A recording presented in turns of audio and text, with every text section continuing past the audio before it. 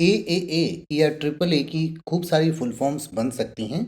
इनमें से कुछ जो इम्पोर्टेंट हैं वो मैं आपको बता देता हूँ। सबसे पहले ट्रिपल ए का मतलब जो कॉमर्स में इस्तेमाल किया जाता है वो है एक्यूमुलेटेड एडजस्टमेंट अकाउंट, यानी कि जो एक ऐसा अकाउंट होता है जिसमें किसी कंपनी के प्रॉफिट लॉस और जो इक्वल डिविडेंड्स जो पे किया जाता है शेयर होल्डर्स को, उसका लेखा जोखा जिस अकाउंट में रखा जाता है उसको ट्रिपल ए कहते हैं, यानी कि एक्यूमुलेटेड एडजस्टमेंट्स अकाउंट। इसके अलावा अमेरिकन ऑटोमोबाइल एसोसिएशन को भी ए कहा जा सकता है।